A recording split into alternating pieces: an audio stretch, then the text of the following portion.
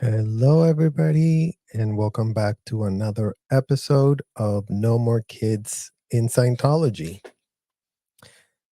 In today's episode, you guys, as you can see from the thumbnail and the description, we are going to be continuing to react to all the different aspects of Lisa Marie Presley's life that has been now put on the public record. And we want to continue contextualizing through our own experience what it was like growing up in Scientology and utilize our own experience of growing up with Scientology parents, Scientology mothers, and all the different things that are being discussed in this book. Now, just so you know, this next chapter that we are looking at here is called The Wall. And um, it did seem appropriate that it was called The Wall. Not only because Lisa discusses her love for Pink Floyd and listening to the song We Don't Need No Education. Hey, preacher, should have been preacher, leave those kids alone. Hey, L. Ron Hubbard, leave those kids alone. That's what should have been what was really singing there. So we're going to also be discussing and contextualizing Priscilla's parenting is really being called out here. And it is really being contextualized as it corroborates so much of our own plight with our own mothers. The problem with the Scientology parents, you guys, is that they become clones. Like, you know how a clone can only react like according to what they're being told and they have no real thought of their own. The L. Ron Hubbard rhetoric dehumanized our parents. They turned themselves into these like regurgitators of rhetoric from this convicted felon that they were all about worshiping and taking very, very serious. So it's almost like you have a situation of the Stepford wives. That was the Scientology parents. And you, Priscilla, definitely are giving Stepford wife vibes. No feelings, no emotions, pretending you have it all together. But we also know that that's pretty much a curated facade, you guys. And in the interest of speeding up our coverage of this, because there's just so much, we're only going to actually review highlights of this chapter. Because we've got so much to cover, it's not even funny. So here we're talking about Priscilla's, and Lisa specifically states, by this point of my life, my mother's role was just to be a chronic stop sign.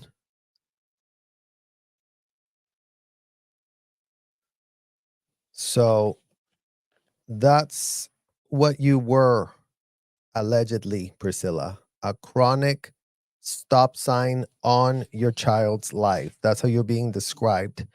She didn't try to talk to me, hang out with me, be a friend. So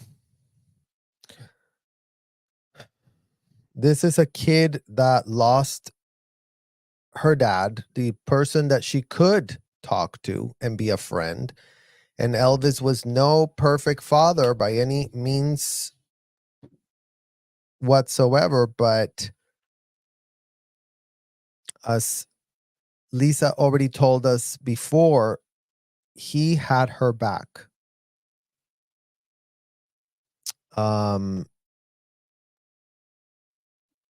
she says that she knew her mother tried her best, and Lisa says that she genuinely gave her a hard time, not by yelling at her, never mouth off to her or cursed at her. I was never violent around her, anything like that. I was just despondent, extremely melancholy, moody, and dark. So, AKA, you had experienced severe trauma, Lisa. That's what a child that went through the type of experiences that you were going through had been through something extremely traumatic. And the fact that that was dismissed throughout your entire life, the fact that you were denied access to proper doctors that deal with mental health issues, that the hotel is not equipped. The hotel did not have doctors. The hotel only had people that complete 2-week courses, get a certificate, and then they're know-it-alls. And then they tell you, oh yeah, you're really going to float an engram. You're really going to float your father's loss away. Just going to float away. So just honestly sit there and think that for a second, you guys. What type of stupidity really is that? And you see, Lisa always blames herself. Even when she calls out her mom, she cannot call her out fully because she always has to blame herself right after she calls her out. Because she says, I am sure she had no idea what to do with that. And just like you said earlier, Lisa, all she had to do was be your friend. All she had to do was be there for you, to hold space for you, to allow you to express in whatever way you could, whatever emotions you had at the time, being that you were going through a lot. So then she talks about, she went to Spain, which I also found a little bit weird. And actually, let's go back here to this part, you guys, where she talks about how she got kicked out of school. And she always felt like she was falling behind in her studies and she was lackluster. And she just didn't give an F. And she was sent to a Scientology school. They kicked me out of the Culver City school, and Scientology didn't want to fully kick me out. Though they sent me to an Apple Scientology school in Los Feliz, you guys. Apple Scientology school in Los Feliz, right here. Los Feliz, fun fact for those who don't live in Los Angeles. Los Feliz is like literally minutes away from the blue building, from the Scientology facility. So there's a lot of like Scientology people right around there. So she was first sent to that Apple school, and then she talks about how she was always at the ethics office. You guys. So just for all of you who are not aware of this, here. She was always at the ethics officer. For those who are not aware, watch the video about the latest Delphi lawsuit and the cover-up of essays that they're being sued about. And then for any of you who are wondering if the ethics technology is part of the Scientology schooling, there's your answer right there from Lisa Marie Presley herself. There is your answer. The Scientology schools use ethics.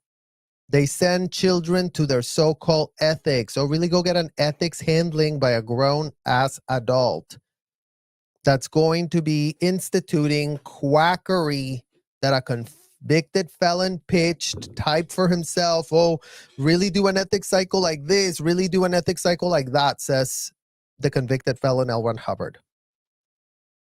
He just typed something, put it on a piece of paper, and then all of a sudden his sycophants are fawning all over themselves as they go, how can we apply this to kids? Because this would be a great idea to use this technology that this convicted felon put down for himself.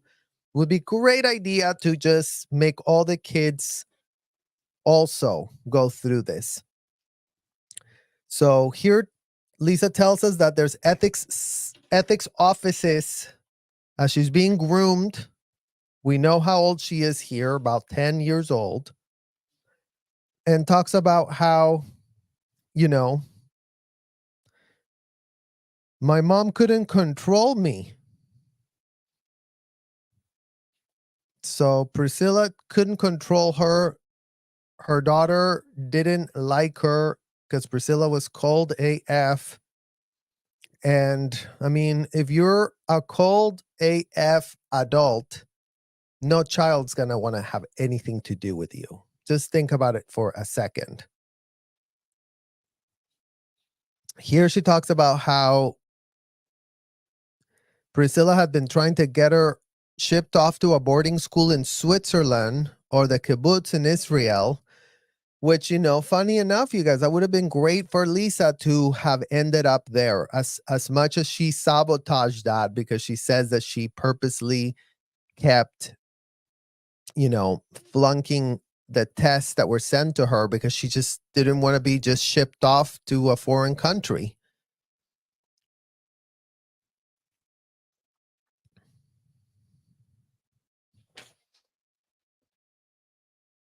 But so this is what she did to continue staying at the Scientology school.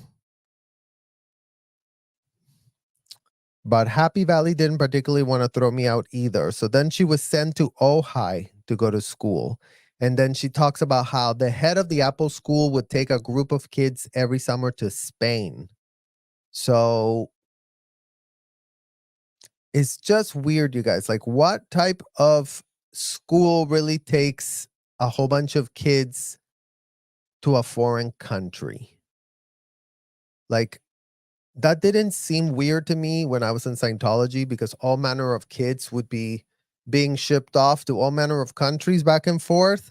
But today, really do ask yourself, like, what type of, 10-year-old, 11-year-old, 12-year-old, I mean, Lisa was not older than that, is really being just shipped off with a bunch of people to another country and the five of us kids would take care of the place, the gardening, the farming, and the farming.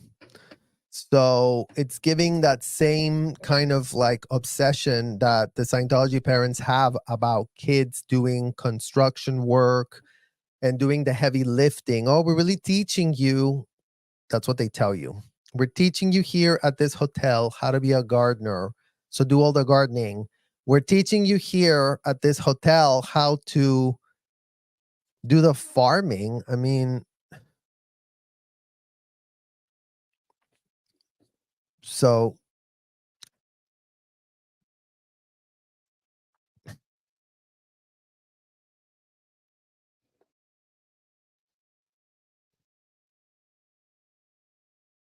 but then here she talks about how she got back from Spain and she didn't want to go back to Ojai, but she had no choice.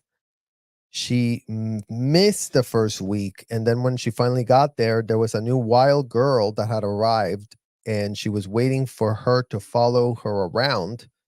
And she says, I've been hearing all about you. She seemed cool and interesting. But at the time, I was having a thing with this German kid. But then she had sex with him. And then I thought, I'm done being up here. So I pretended I was all strung out on drugs to my mom. Mom, I said, if I stay up here, I'm going to DIE. Sure enough, she took me out of Happy Valley. Oh, good, Priscilla. Good. Credit when credit is due, you guys, to Priscilla, who When her daughter did tell her that this might happen if she just continues staying there, then Priscilla said, okay, well, you know, let's really move you out.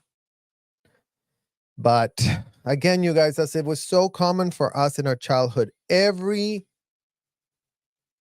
rabbit hole, every way that we were trying to fix our situation as kids would lead us into more trouble. Like, for example, in Lisa's case, she got out of Happy Valley, but now, really, for all of you who joined this live, sign out because this next part is not pretty. Because Lisa goes from being in Ojai with a bunch of kids to now being brought into Priscilla's home with Michael Edwards. So let's take a look at this here, you guys. And I love this photo here of Lisa and Danny. And this is when they were running around flag. This is what I just thought Lisa was really cool. And everybody at the hotel acted like we're so special because the Presley family's here. And, but they were a nice family by themselves. They just didn't need Scientology. That's what the problem was with them. Oops. Hold on, you guys. I didn't try to get to Linda Thompson's here, but it's fine. Let's read actually what Linda Thompson posted because it's pretty heart-wrenching. And this is on her Instagram account. She goes, "From Here to the Great Unknown by Riley Keough and Lisa Marie Presley was probably the most gut-wrenching memoir I've ever read, probably because I'm so deeply love Lisa Marie. And Lisa always talked about how Linda was always so nice to her and they had a great relationship. I was so distressed to read some of the unspeakable offenses committed against her. I actually had to pause and take a break to process it all. I have finished listening to the audiobook, which I highly recommend, but I wanted to dive into the pages and scoop Lisa Marie up in my arms and try to save her from some of the things that she endured." And that's the thing about Linda, you guys. She always had this, she could never really understand what the problem was because so much was being glossed up by all the garbage that Scientology and Priscilla were running to purport that everything was great and everything was wonderful and they really had it together. But, it's just outrageous. Like, you do just want to grab Lisa and scoop her up from all of these unthinkable scenarios that she's being placed in. That the perpetrator, whose name doesn't even deserve to be mentioned, went unpunished for allegedly subjecting her to essay and spankings that bruise her bottom, is inexcusable and really unforgivable.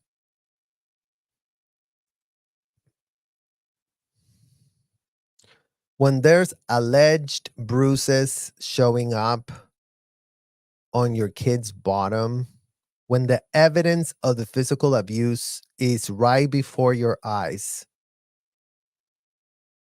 what type of excuse, Priscilla, do you have to have pretended it didn't happen, questioned that it happened, did nothing about it happening?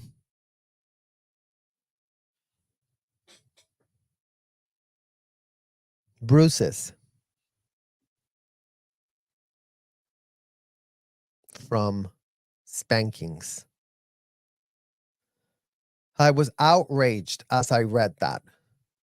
And as deep as that anger went, a sense of sorrow carved in even deeper into my heart that a child's innocent spirit was broken like that. Incomprehensible. It really is incomprehensible. It's incomprehensible how it took place. It's incomprehensible how it was handled, just like so many of the other essays that get reported to the Scientology parents, all to do exactly what Priscilla did. Sweep it under a rug, delude themselves that their technology has some special powers that do effectively circumvent the law, you guys. So give it up to Priscilla and all those other witches that are all part of L. Ron Hubbard's army of the Lulu people that are following the words of a convicted felon and having each other's back to the point that they do excuse this level of essay. They do launder it for themselves. They do find justifications of, oh, well, Lisa must have really done something in another lifetime. And that really is what happens to you when you do something really bad in another lifetime. That's what a child is told inside of those hotels. You did something in another lifetime that today is causing you to be here with this thing being pulled in by you. Like you made it happen. That's the ethics of convicted felon L. Ron Hubbard. His ethics is to blame it on the child, to convince his surrogate parents to all gang up on the child and guilt, shame him until the child says that it was their responsibility.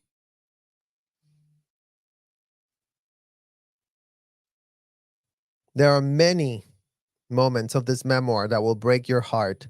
When I read that Riley buried them, I cried out loud. I have been both brokenhearted for and in awe of the strength and resilience the brilliant Riley has exhibited.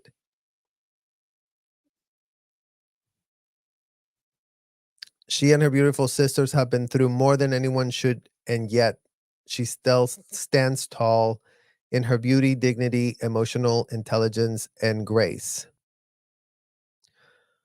Well, Linda, I would tell you, don't be fooled by looks.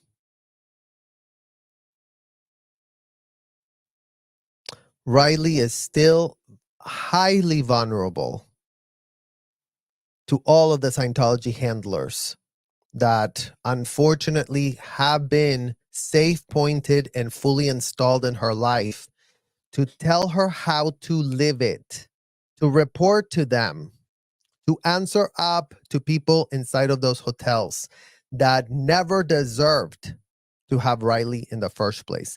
That Lisa brought, as she was groomed by Priscilla to do that. So while all of you think that Riley is very stoic and very graceful and she shows you that has it all together, really do question yourself. Who's safe under the influence of these people? No one's denying that Riley is not showing what she needs to show in order to keep her position while she's still being viciously attacked, including by you, Priscilla, who sued her right as he was having to bury her mom after having also lost her brother, who did denounce Scientology as a reason why, once again, where was Ben having access to actual mental health professionals?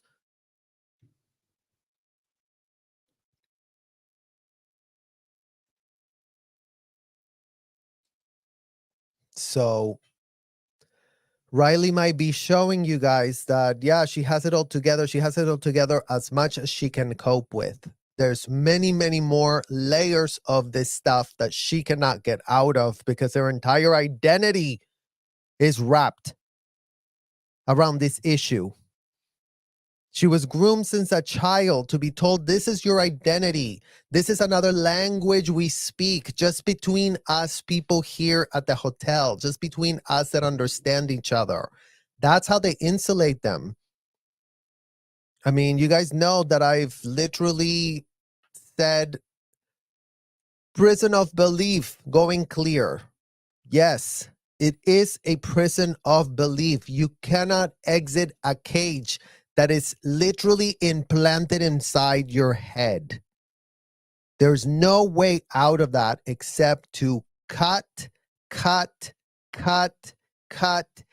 everyone that's with the rhetoric of the convicted felon out of my life. Access permanently denied.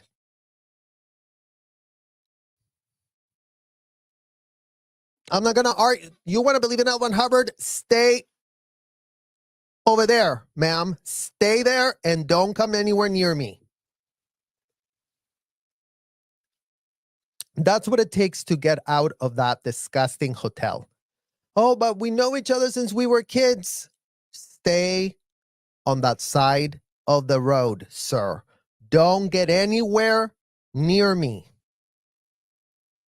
But you're wrong. You're going to not save a world. You know what? I'm fine. I'm fine where I am. You stay over there.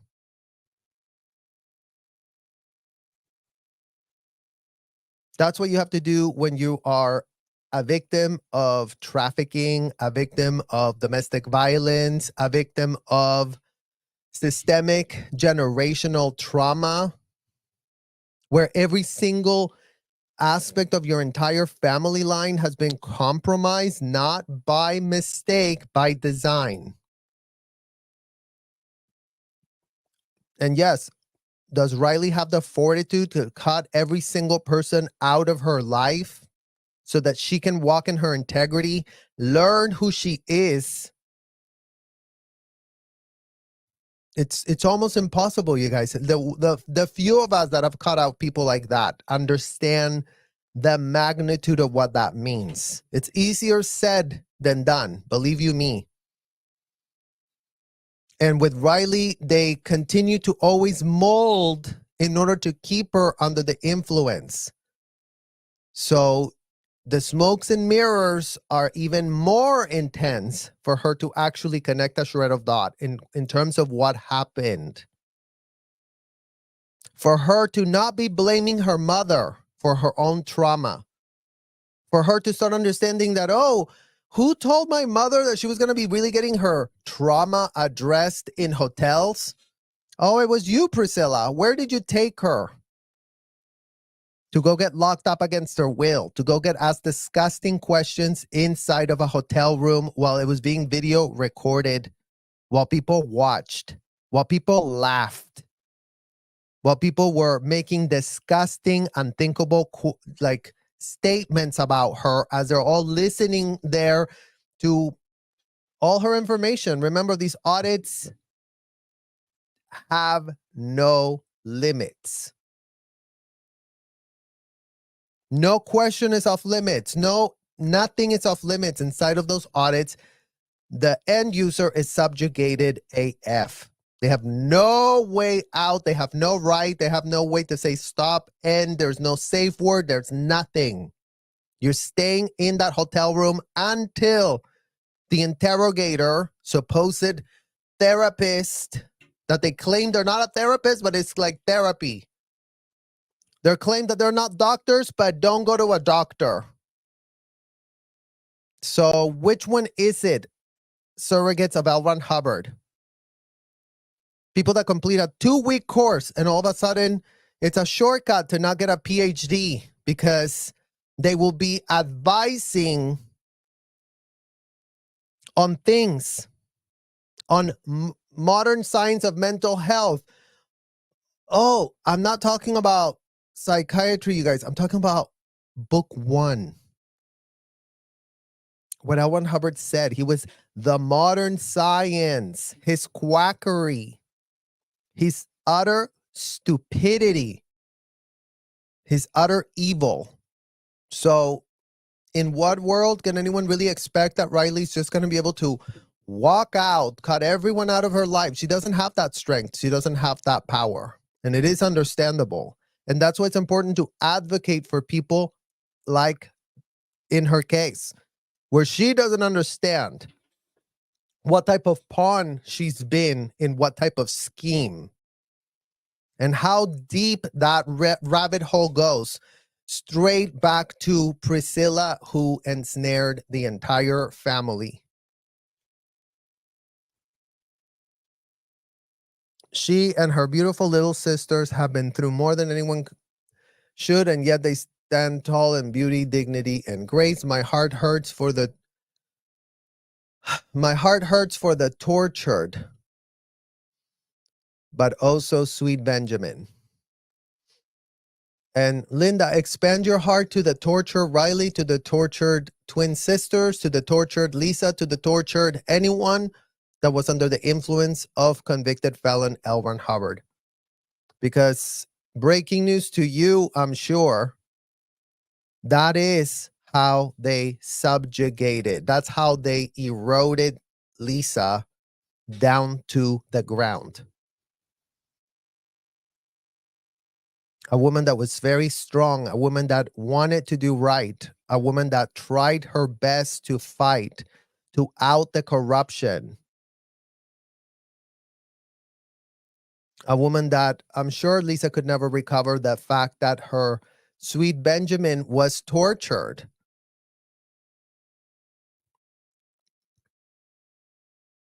Because going back to the point, Lisa didn't want to have Benjamin tortured.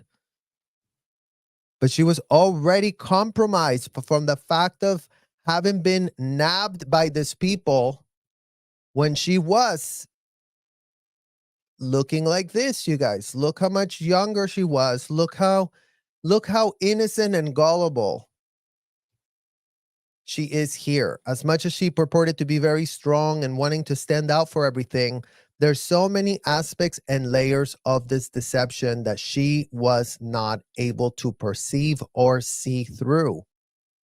Because, she was always told, you're the one with the problem, or you're the one with the problem. So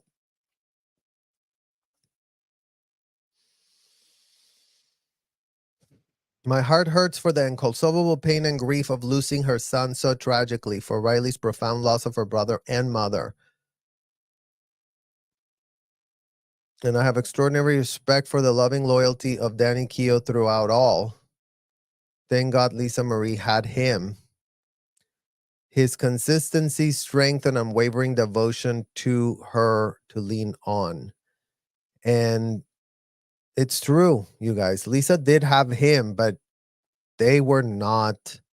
They were a broken, dysfunctional family. Like,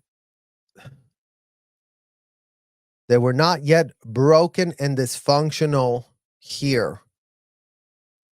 Not yet. But they just kept going down the dwindling spiral of Scientology dysfunction.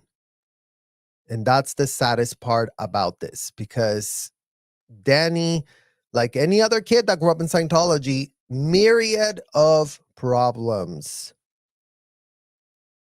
Myriad of problems.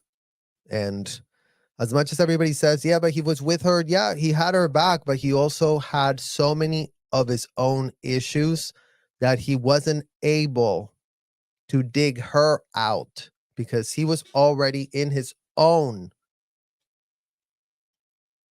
stuff. So it's again, it's like ravaged. An entire family was ravaged by misinformation of convicted felon L. Ron Hubbard. The who and the why is L. Ron Hubbard, the person that instilled all this rhetoric onto this entire family, from Danny to Lisa to Riley to Priscilla. Who? They're following the words of a convicted felon, who they're being told it's a spiritual enlightenment technology. But what type of enlightening technology is really going on in here? What type of fraud is being perpetrated? Because that's what it's actually giving. That's what it's smelling. It's people that complete a 2-week course inside of a hotel, and all of a sudden they have diplomas that just, you have no idea the size of the diplomas, you guys. Like literally like this. Oh, in 2 weeks. In 2 weeks, you're going to know so much. You're going to be so much more ahead of everyone else. So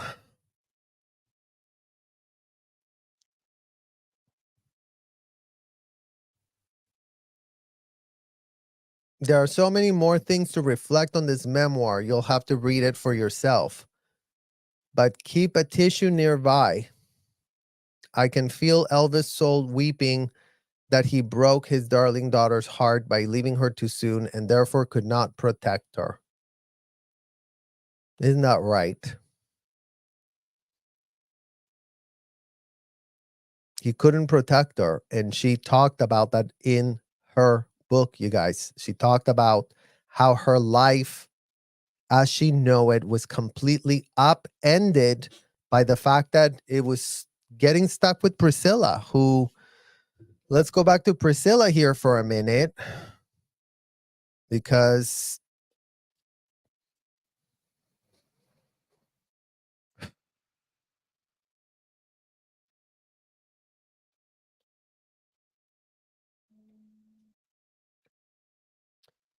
her mom was dating Michael Edwards. They dated for 6 years.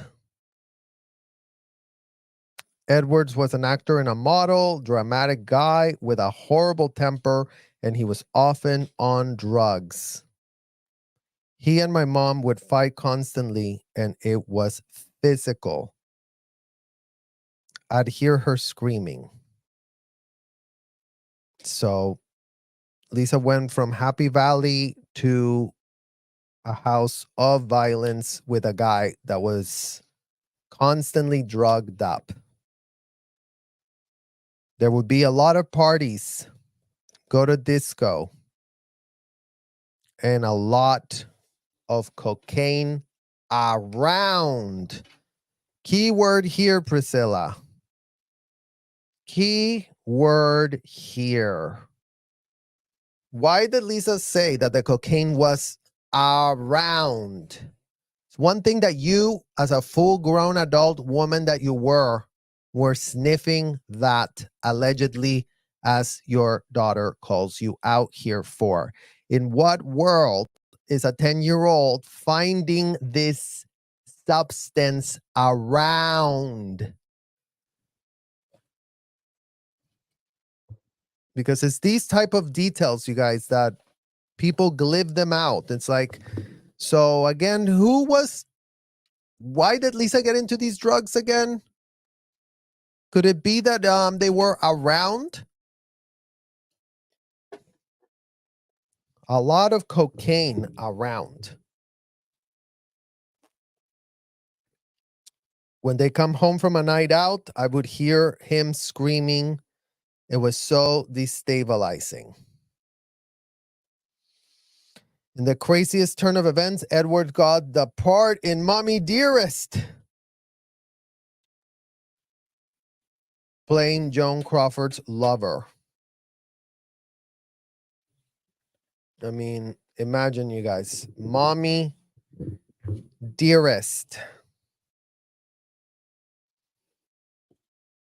And apparently Michael was very aware of the irony. As she was yelling, we could hear laughter from down the hall. The irony, Michael shouted. This is too crazy that you're actually yelling at your daughter about wire hangers. And I'm in Mommy Dearest. Oh yeah, because Priscilla started yelling at Lisa why are you using these wire hangers? They came from the cleaners. They need to be exchanged for the nice ones, the plastic ones. I mean, Priscilla, why are you so obsessed with plastic?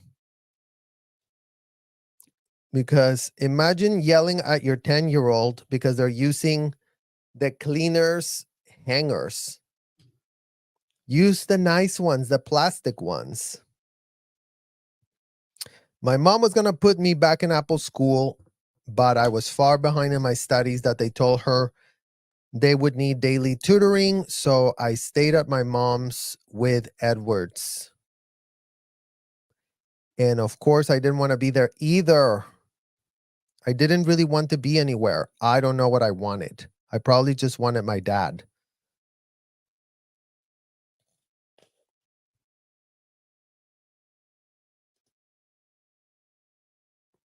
I was pulling an attitude, constantly blasting heavy metal on my record player all day.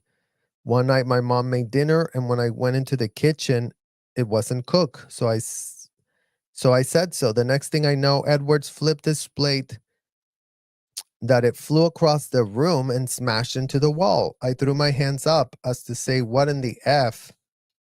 And he started screaming gibberish and ran out the room. When he got back, he was holding the end of the cord that was attached to my record player. He'd cut it off with scissors, and he was still yelling.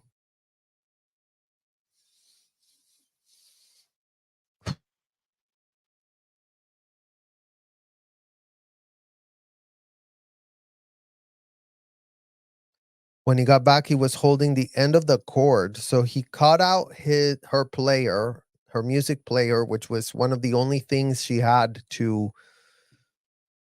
get through this unthinkable place of hell that she was placed in the middle of. Then he says, eventually he yelled at me to get out. I was in shock. I left the kitchen. I could hear them start talking about me, trying to figure out what to do with me. I went looking for some cocaine.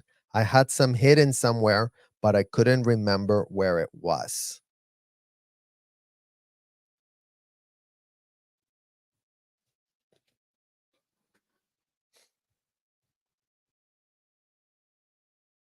Just remember that Lisa was always told that the reason she was an addict to cocaine is because there was something wrong with her. But just remember what type of age she had when that was an available coping mechanism, Priscilla, to deal with the trauma, to disassociate from having to deal with the reality that you were presenting. The first time Edward came into my room in the middle of the night, drunk, kneeling, was years before. I think I was 10. I woke up finding him on his knees next to my bed, running his fingers on my leg under the sheets. And if I moved, he stopped. So I moved. I was awake, but I was trying to be asleep. He said he's going to teach me what was going to happen when I get older. And he was putting his hands on my chest and saying that a man is going to touch you here, allegedly. Then he put his hands between my legs and he said, "You're going to touch you here." I think he gently kissed me and then left that night. I told my mom in the car the next day, and I watched her slam her foot down on the gas.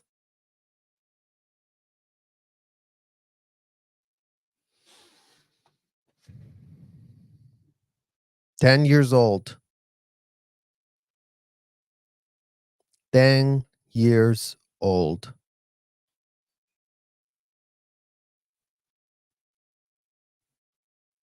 At home, I ran into my room and she flew into her room and slammed the door. Eventually, she called me in and said that Edwards wanted to apologize. Edwards was sitting in the bed looking sullen and sulky. He said, "I'm sorry, but in Europe, that's how they teach kids, and that's what I was doing," unquote, allegedly. I didn't know what to say, but I would always feel bad for him when he apologized.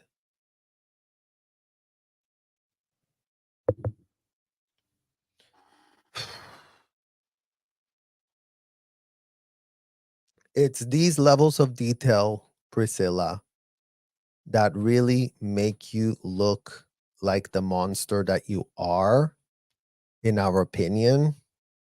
Because in what literal world is someone not believing in the child but brokering an apology?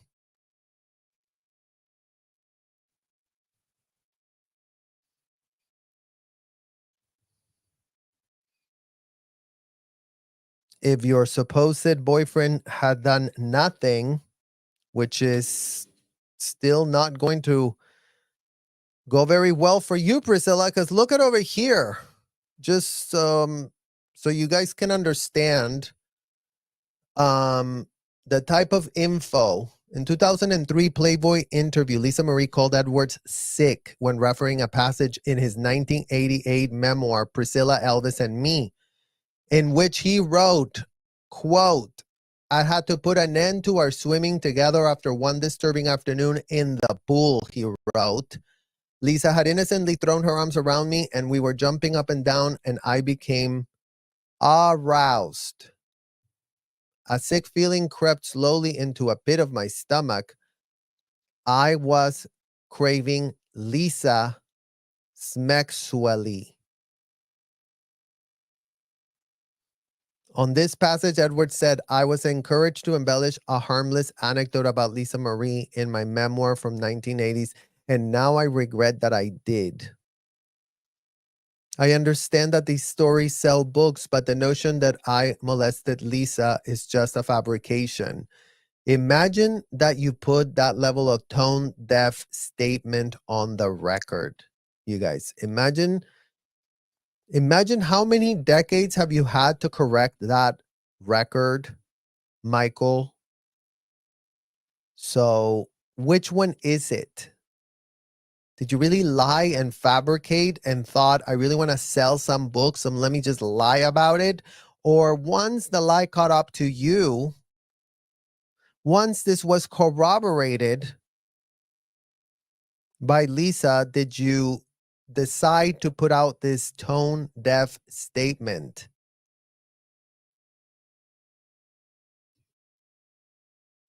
So, again, Priscilla, like, imagine that Michael Edwards throws you under the most incredible, unthinkable bus. But there you are, brokering an alleged apology.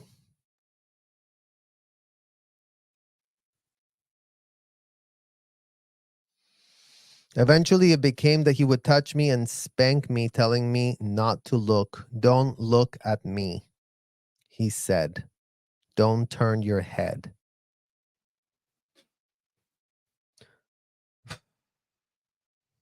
And again, you guys were talking about, what has, for example, Laura FM spoken about being spanked also till her bum was bruised.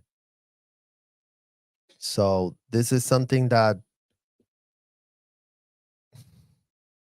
black, blue, orange, and green. My butt would be black, blue, orange, and green. He wouldn't be mad at me. He did it very calmly, just sitting in a chair, whacking my ass.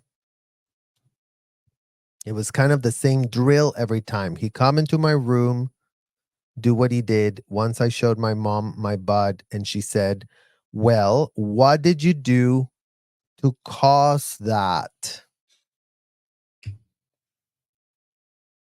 And I'm sure that here, Riley, you must have changed, in our opinion, this little phrase. What did you do to pull it in? You guys, that's what your Scientology parent tells you. What did you do to pull that in? PULLEDIN.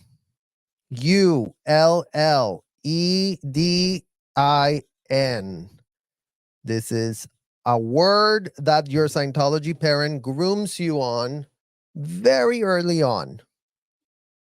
This is part of the grooming. Let's groom you. Pull it in. When you did something in another time that is going to be correlated as to giving it a reason why it's just happening to you right now. Pulled it in. That's how much they distort reality. So here is the phrase that the Scientology parents use. Priscilla Presley, right here. What did you do to pull it in? What did you do, Lisa? Like, what were you doing?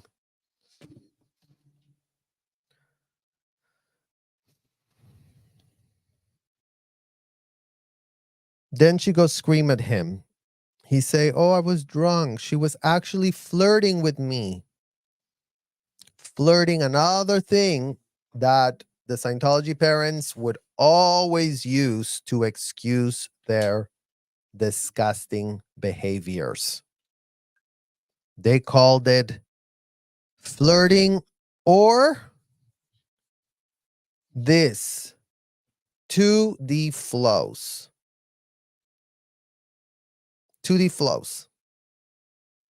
This is what they would, again, groom you as a child. Oh, you're sending me to the flows. That's why this is happening. That's why you're pulling it in. You see how this just works real great, you guys, with the word salad? Oh, look at you putting out tutti flows, and look at what you just pulled in. And that's how a child goes, oh, did I put out I guess I put out these tutti flows, and then that caused the man to attack me. Okay. Everybody acted with a lot of certainty when they said these words. Believe you me, they said it with a straight face. And Priscilla, she has a ton of Botox and fillers. So she could say with a straight face, even if she made a gesture, it would have been covered up by her Botox, her fillers, and her amount of plastic, facelifts that you can't even see what that woman is literally saying or feeling anymore, because there's just plastic there. I was 11. Oh, he said, and then she would make him come in and apologize. I mean, again, Priscilla, if you're telling the man that did this to your 10-year-old, oh, here it is. I was 11, 12, 13. 11, 12, 13. You know what I see here, Priscilla? Not an adult in a small body, how you used to pitch it. Remember how you used to say to the kids, y'all are just adults in small bodies. You're just like us. But I'm going to call complete and utter BS on that. If a child is 11, 12, or 13, they're still a child. That's what it's called, Priscilla. So nice of you to try to really go, oh, but convicted felon L. Ron Hubbard said that a child is just an adult. Well, take a look at that stupidity. And maybe your Botox and your fillers will fall off your face when you realize how stupid that pitch is. He's still coming to my room now and then, but I would move and do something to make him think that I was waking up. And then he run out of the hallway, back to my mom's room, and freak out and stay away. At this point of my life, my mom was trying to have a career. She was trying to be a model and an actress, and she was doing commercials. So she left town quite a bit. I mean, imagine you, Priscilla, that really wanted to be a model and an actress, really wanting to make it happen, and you were doing commercials. So for all of you that are wondering why Priscilla joined Scientology, because this is what Scientology was hooking her up with at the Celebrity Center. Oh, Priscilla, we just found a Scientologist here that would love to hire you. Do you want to do a commercial? Leaving town quite a bit. And as crazy as this sounds, Edward was there more than my mother. I was more used to having him around than her.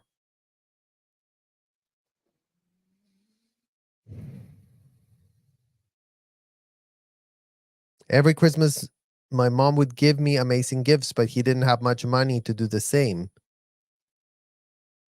And I would always cry on Christmas Day because I felt so bad for him.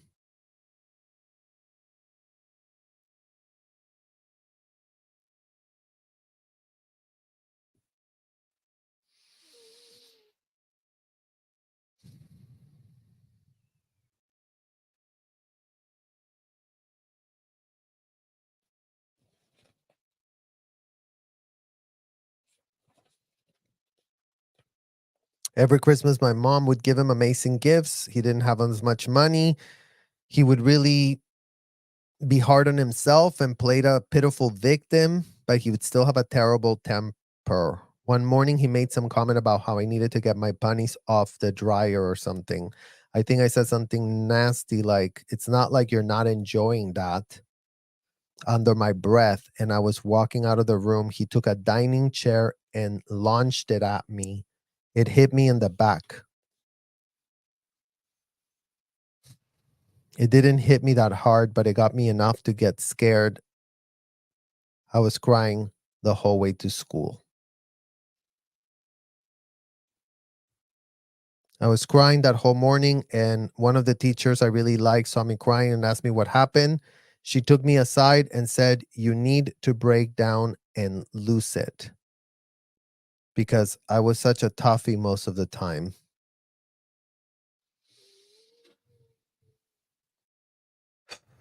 Well, there's an insight right there to a Scientology teacher, you guys.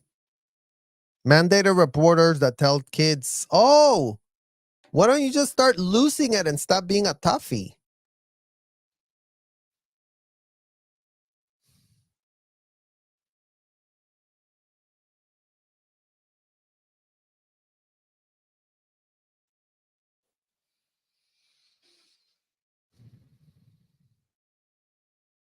It was really bad.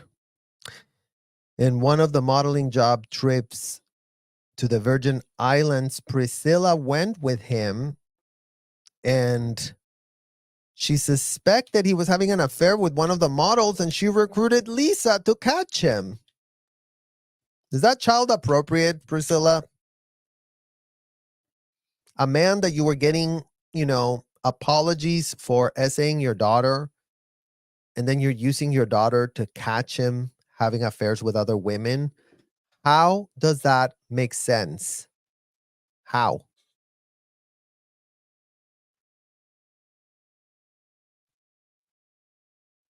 At one point, Priscilla went into his room and they were fighting with each other. And she went in there and saw him grab her and throw her on the bed. And here, Lisa launches across the room, jumps on his back, and then he throws her in the bed too. And her mom, Priscilla, then finally says, "Let's go, let's go." And we went running down the hall, reaching the elevator to hit the button. And he was chasing us while we frantically waited for the elevator door to open like a scene in a horror movie. P. Diddy vibes right here, you guys. P. Diddy vibes. Unlucky for them, they didn't have cameras all over the hallways.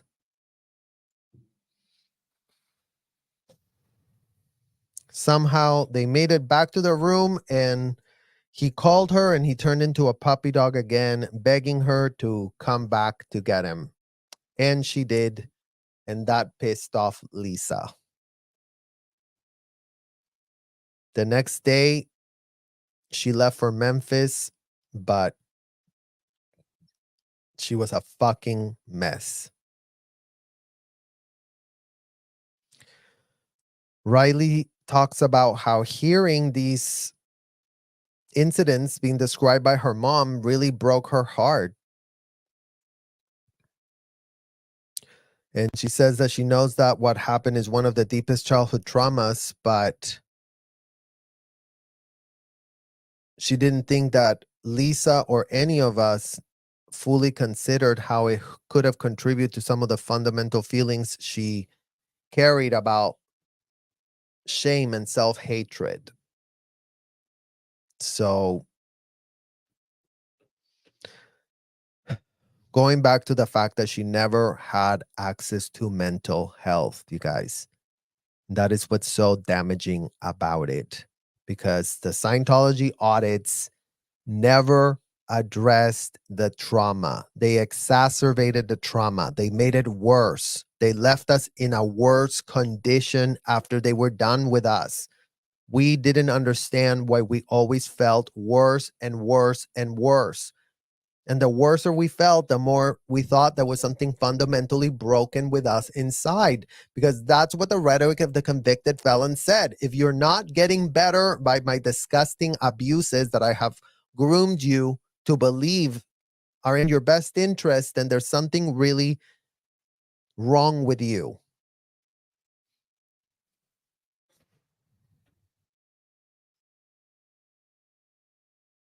She turned 14, and her first boyfriend that she went to school with, that was a friend of hers, had a crush on her.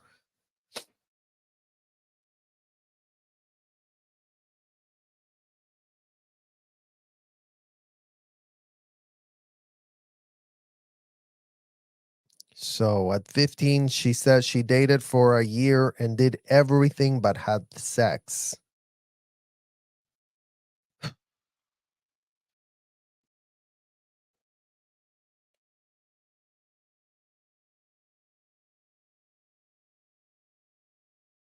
Then she talks about how Priscilla was doing an acting job with at the Bahamas with Michael Landon, and Lisa went to visit her at the Bahamas. And there was a 23-year-old guy who also had a small part in the movie. And she didn't meet him the day before I left, but I fell hard. We walked on the beach talking the whole time, and he was really cute. I was really sad. Then he kissed me and we left the island. I remember listening to the song Torn Between Two Lovers on the plane ride home. I still have a boyfriend back in LA who'd been dating for a year. When I got home, I broke up with him. So, again, Priscilla, setting your daughter to not be in a safe place because she was 15 and he was 23. I used to call the 23-year-old and just be silent. He got used to the silent caller.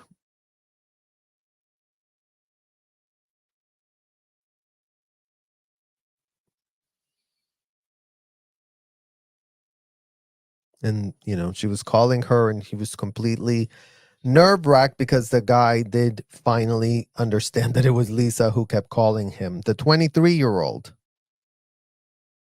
The guy was understandably horribly apprehensive about seeing me, and I didn't know how I was going to pull off actually meeting with him.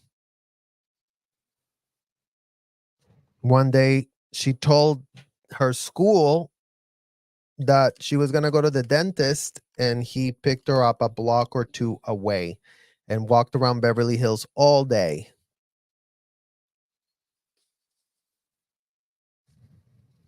She talks about how she just wanted to be with him.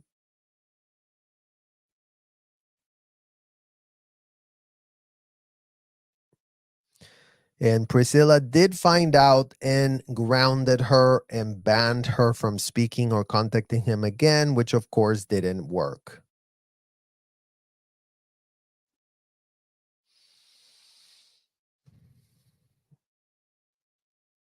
Lisa here says she felt she was completely madly in love with a 23-year-old. Oh, man. Oh, look at this. At some point, my mom said I could see him, but we weren't supposed to be alone. He would have to be somewhere my mom knew about and could see.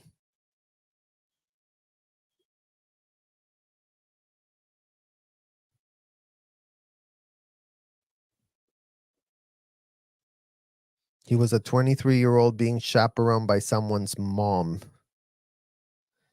But also, it was history repeating itself. My mom, 14, when she met my dad, I was replaying her life in a weird way. But she and my dad waited until was 18 to have schmecks. I was 14 when I lost my virginity to this guy. When I saw him, all I wanted to do was have schmecks or make out. It's all I could think about. We would find a place to go or be in his car or in a parking lot. I'd tell my mom I'd meet her somewhere and to just go walk around, and then we'd find somewhere to go and make out. But he was a total womanizer, and he'd been with everybody. He was that guy at the school, the guy on the set, that guy. Women of all ages were in love with this MFer. And it was easy for him to keep up this as his regular life, his other women, because I could see him that often, and then I could. And it was only for a short time.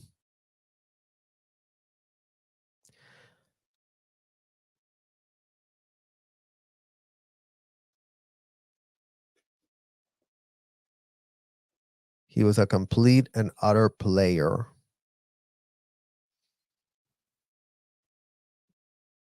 My mother knew a woman at the time who was a Playboy bunny. And when I started dating this guy, the Playboy bunny was already having an affair with him.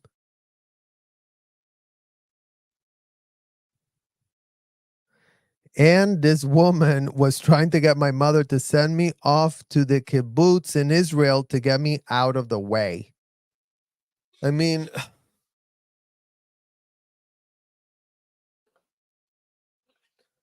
what in the literal Playboy bunny world is really going on here, you guys? Honestly, I was with him for 2.5 years.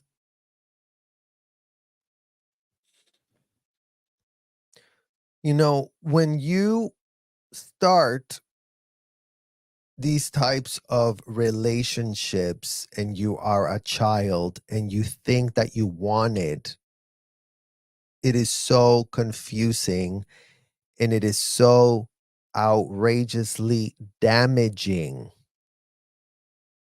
because you don't even understand what in the literal hell the abuse is. You don't understand the power dynamic and balance and how deeply hurtful that is. You don't understand it. And when you're told as a child that you're just an adult, you don't see yourself as a child. That's why for Lisa, who was told she was an adult her whole life by Priscilla, you're just an adult in a small body right now. So that's why Priscilla, when she fell into Scientology, she's like, oh, yeah, this makes a lot of sense. Kids are just adults. Where do I sign up for this rhetoric?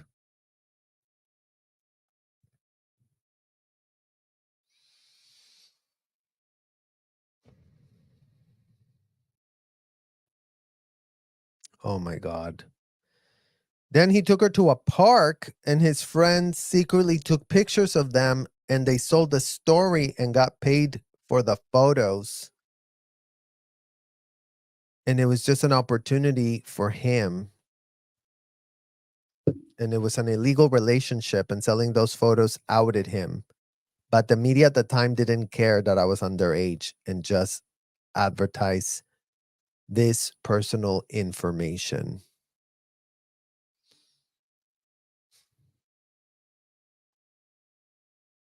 She didn't know that he'd set up this photo shoot, and he later denied it. But Priscilla told her that it was him. Well, I just hope it was Priscilla. I hope it was him and not you. I really do hope that for yourself, because this is what she says. When I found out, I swallowed 20 Valium.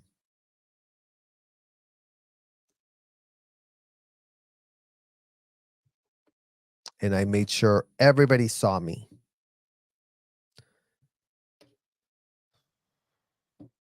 I wasn't that serious about the S attempt. I went to a local hospital and they gave me Ipecac to make me throw up. And that was the end of that, but I was really devastated. And then Lisa says that she wasn't going to be happy until she got revenge and that her mom came up with a plan. Isn't that interesting, you guys, that Priscilla came up with a revenge plan for her daughter? She didn't want to tell me the details because I was still kind of talking about the guy sometimes, but he was dealing below, I think. So it was arranged that there could be a drug bust by, guess what, you guys? Off-duty cops. She wanted him humiliated in the process. She told me they did an anal probe. Damn, Priscilla. Damn. Look at this type of fair game, you guys. Just look at this type of fair game. Off-duty cops? Was that your friends at OZA, Priscilla, that helped set that up? Or was this just organic? What about the photo shoot? Did you have anything to selling that shit yourself? Or was that also just organic?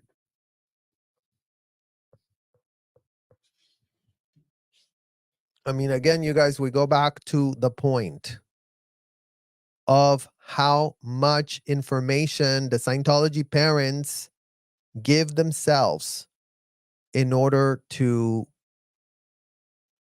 get to this point, to get to the point where we are with you today, Priscilla, with all that was just revealed in the first half of this chapter, you guys. I mean, there's still more, but I don't know. Just like, it's so much. This chapter is like so triggering. The fact that you see how little of a chance Lisa really did have.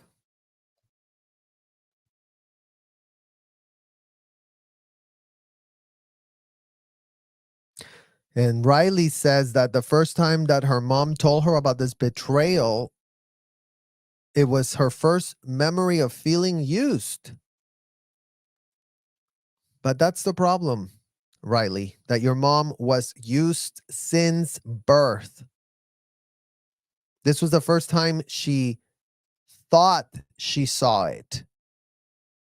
Because how Priscilla used her, your mom never became aware, given the fact that your mom would always blame herself. Oh, Priscilla did her best. Oh, I was so melancholic. How was my mom supposed to deal with that?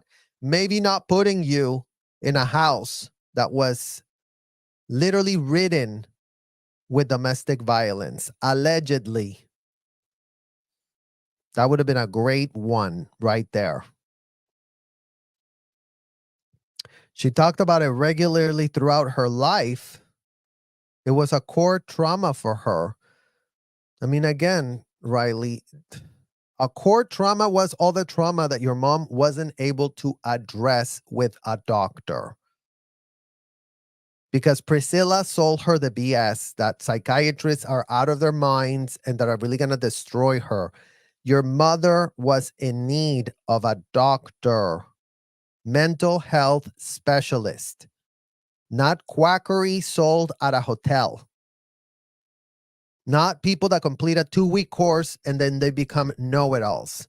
Not the rhetoric of a convicted felon that was never done, contrary to all Scientology belief, to really help you, to really deal with any type of trauma.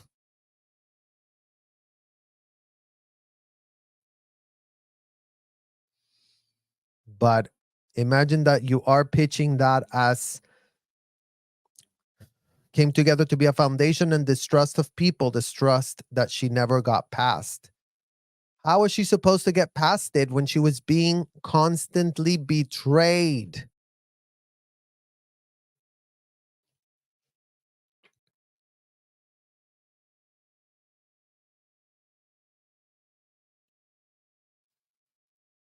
Then Lisa goes on to talk about how she went back to school. They put the algebra book in front of her and she was out of there.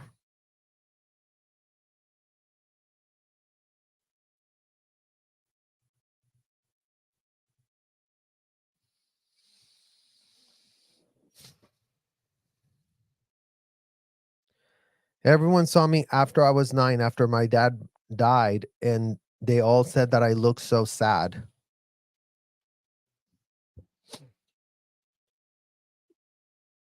And my mom made me live with her again, and again I was miserable, so I was a terror. It was clear that she didn't want me there. She tried to keep sending me to boarding schools. And then in the middle of the night, she made me pack my bags and she took me to Scientology Celebrity Center.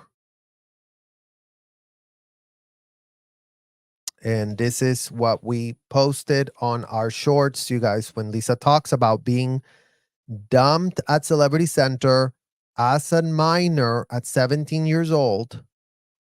At 2 a.m. is when Priscilla decided to have her little tissy fit and throw out Lisa, hanging her out to dry at the Scientology Celebrity Center.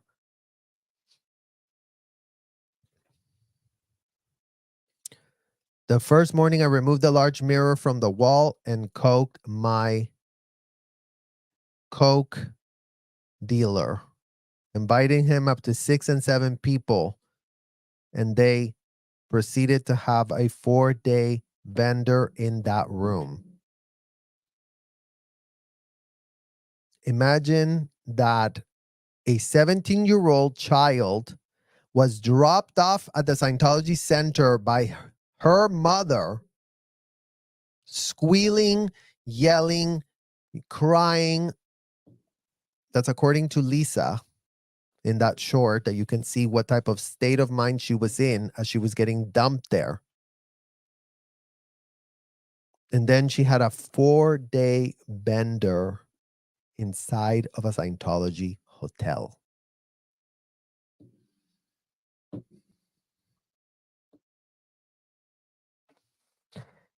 Then Lisa said that she got everyone out of the room and then she went to where they audited the people, and I was shaking, sweating, and crying, and I said, "Help me." Then she says that they moved her to a really nice room in the 6th floor. It was a luxury palace with a kitchen and a dining room and everything. And they made me promise to behave myself, study, and create and do shit. And for some reason, it worked. And again, you guys, Scientology uses the fact that this person has a vulnerability, and then they replace their bad trauma coping mechanism with their version of a bad trauma coping mechanism, like all those levels of control and discipline that they're selling. But again, Lisa was 17.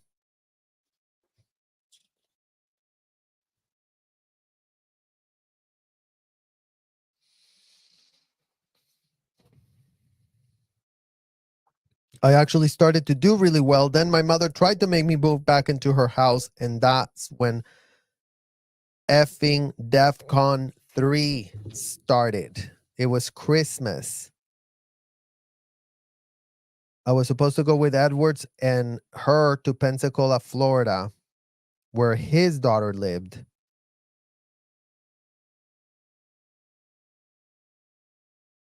And then she and I were supposed to stay home, and we pretended we had, but we actually went out. They didn't do drugs, but they did try and drink.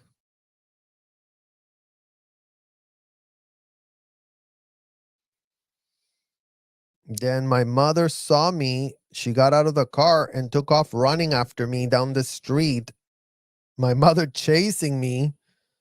Priscilla, you were chasing her all over the street.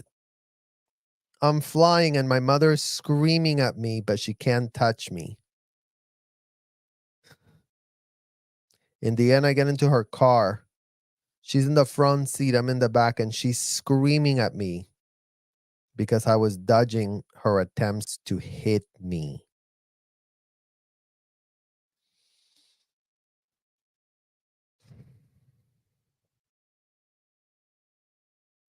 Edward was trying to get her off of me. I was punching myself in the face, trying to make it look like she did it. The next day, I flew back to LA, and she would not let me out of her sight. During the layover, I was trying to desperately get to a phone call to call Celebrity Center for help. But my mom wouldn't even let me go to the bathroom without her. Back in Los Angeles, my mother was walking through the lobby of the Celebrity Center to go get some stuff from my room. And I felt like everyone had a GUN to my back.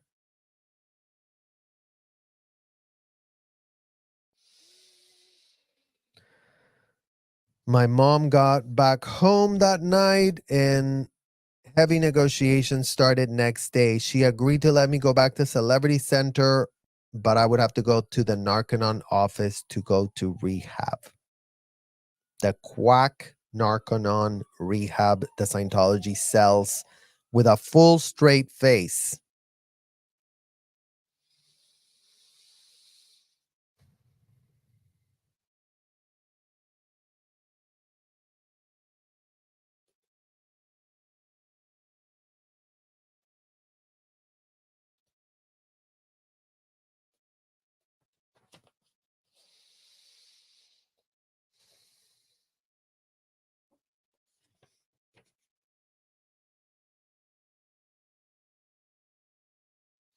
They made me take care of somebody who came in legitimately addicted to drugs. They gave me a car so I could drive her around, help her with life. I became really close with that girl. Really took her under my wing. She was a young mom addicted to heroin. Her husband and kids didn't even know. I really thrived taking care of her, helping someone else. So that's the type of rehab experience given to Lisa Marie. You're going to really deal with your drug issue by giving you a heroin addict. So I essentially had my own apartment at the Celebrity Center and made a lot of friends there. And I would still occasionally hook up with the older guy who sold the photos of me.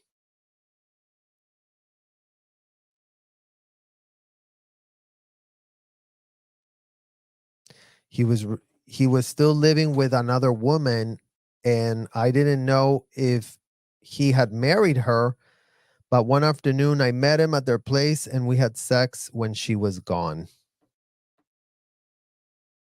The guy wanted to meet up with me more and wanted to do more of a relationship with me, but at that point I had met and fallen in love with a guy named Danny Keogh.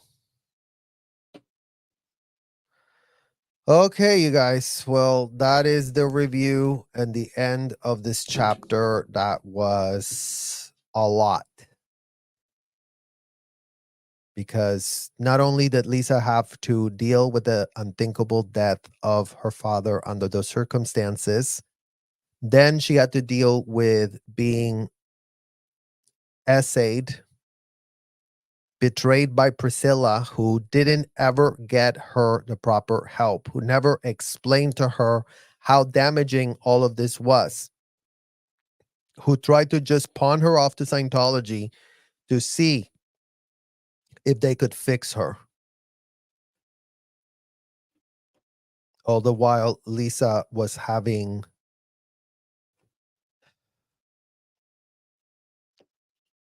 relations, sexual relations with a 23-plus-year-old man. So, a lot of pain, a lot of tragedy here, but a lot of clarity on the role that you played, Priscilla, in this level of dysfunction. Because again, you were the one in charge. All of these years that Lisa discusses, when she was 11, when she was 12, when she was 13, that's on you, Priscilla. And if you didn't know that, now you do know, because Lisa was not an adult in a small body like they told you at that hotel.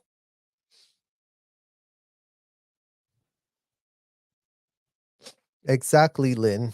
Lisa found out Priscilla said that Trusted paid her first management company. Graceland taxes, then Lisa. Priscilla bankrupted the trust, cut her off.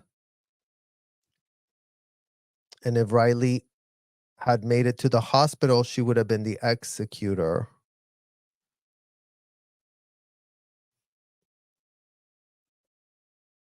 Brenda, I don't think Priscilla has been a good mother to Navarone. He spoke highly of Riley, so I'll reserve my judgment on him.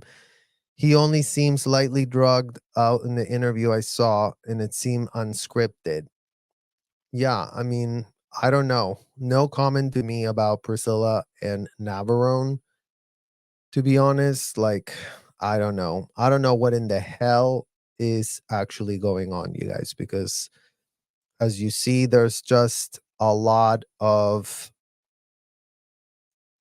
unthinkable situations still going on with this family that has been abused, that has been betrayed, that has been sold on a fraud, propped up by a convicted felon and a bunch of his surrogates. And that's the thing about Scientology. It always pretends that it's doing things for you for free. It always pretends that it's there for you, but they were never there for anyone other than themselves.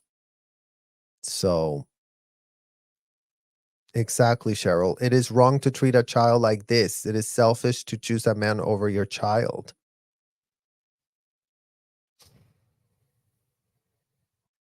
And exactly, Molly. Navarone hates Lisa, and he's been very vocal about that. I mean, yeah, he's been vocal about his hate for her, and it's just weird. Did Elron Hubbard get investigated? He got convicted for fraud in France, but he went on the run.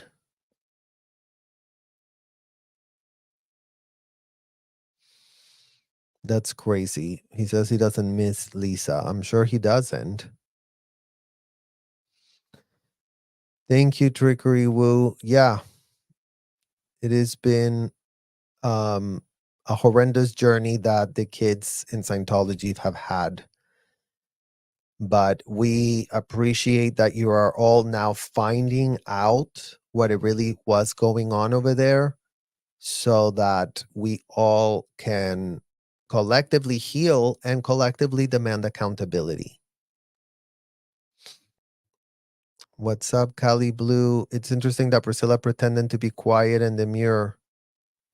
Yeah, exactly. Like Priscilla always, and Lisa talks about that. It's like, oh, Priscilla always pretended that she was having it together. And no. Thank you for your super chat, Olga. Thank you for caring.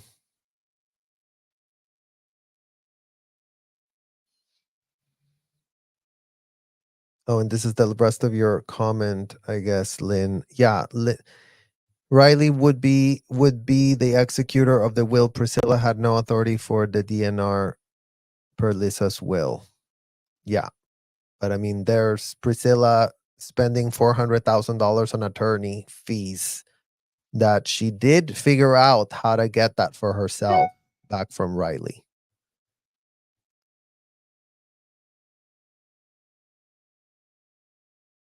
Yeah, exactly. So thank you guys for joining us today. Thank you guys for continuing to help us demand accountability.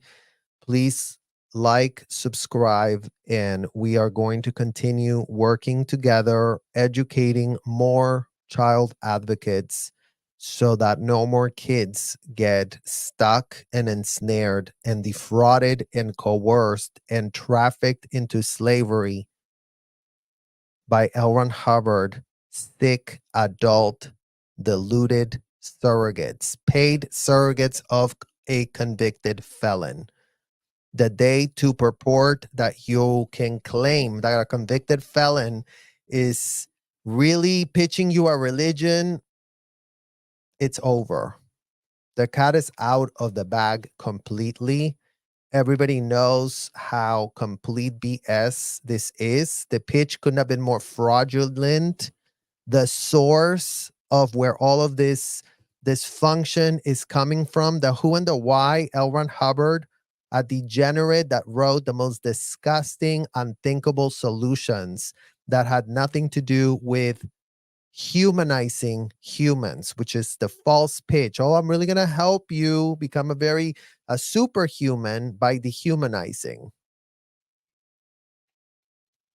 And here we have one of America's most beloved, most well-known families, all completely torn apart, their lives upended, and all of them having zero resources to real mental health professionals because they've all been demonized by Priscilla and her little buddies of the hotel that she's been a member of for decades, you guys. So don't remember, like, Priscilla's been recruiting parents, recruiting children, recruiting whatever the hell she can get her hands on for decades. She's been the poster child of Scientology.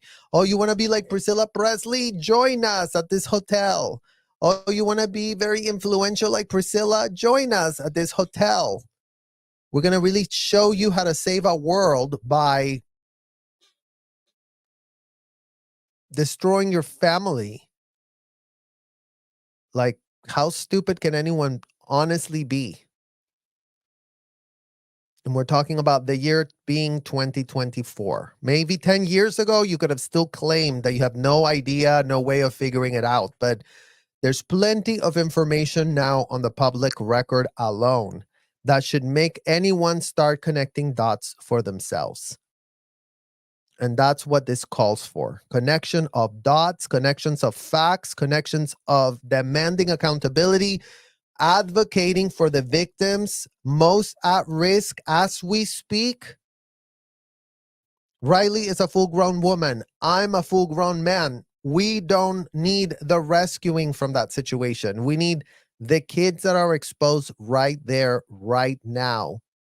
The mothers like Lisa that are ensnared in Scientology right now, going, I'm going to help save a world, but my children have to be sacrificed for that world to be saved.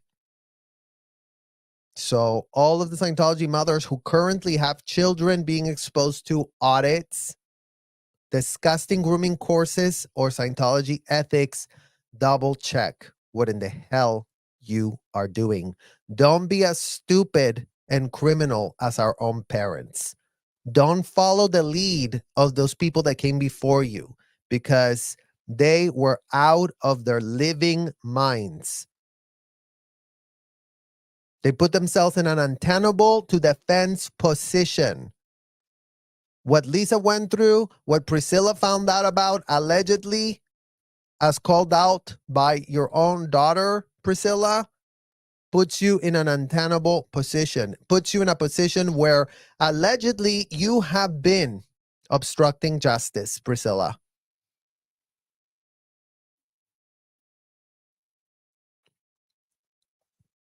I mean, what type of betrayal is that? A mother that gets told by her 10-year-old, by her 11-year-old, by her 12-year-old, her 13-year-old of what is happening in their house by a man who didn't have a track record of being that angelic. Did he, Priscilla? Again, that's on you. That's on you. You pull that in. So as much as you ask Lisa, what did you do to pull in being essayed? You are the one that pulled all of this in, Priscilla. It's called you're a grown-ass woman. It's called you did have the capacity to consent. It's called you did put yourself in a position to be making decisions for others, including your own daughter. And imagine all of your decisions were destructive. All of your decisions are being questioned in the year 2024 as we see that the receipts don't add up whatsoever. This demure face that you give to the world couldn't be more out of context to the reality of who you are choosing to be. That's all it is, Priscilla. You are making a choice to be that person. And if you don't like getting called out, deal with reality. You are not a baby. You are not a child. You are not that.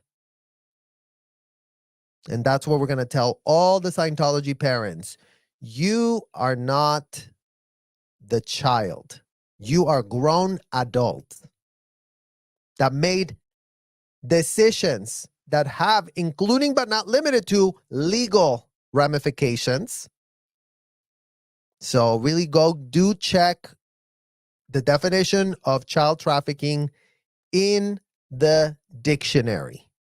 All the Scientology parents that want to go, but we weren't child trafficking, weren't you?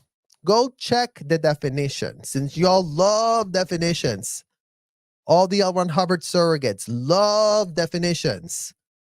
Go and clear the definition of child trafficking. Go clear the definition of racketeering. Go clear the definition of conspirator. Go check the definition of criminal conspiracy. Go clear the definition of fraud. Go clear those definitions. Clear the definition of delusion. And make a demo if delusion is a legal defense. Because I think you're going to have a very big cognition, Scientology parents, the minute you realize that, oh, my delusions are not a legal defense. Damn. How stupid were you to think that just because you can claim you were delusional, then everything you did is going to be just magically floated away. This is not the era where you get to float things out. That era has been canceled by reality. This is a dose of reality for all the Scientology parents, not just Priscilla, you guys. Like, Priscilla is the influencer that influenced all other mothers to behave, to act, to choose, just like Priscilla. Just like Priscilla.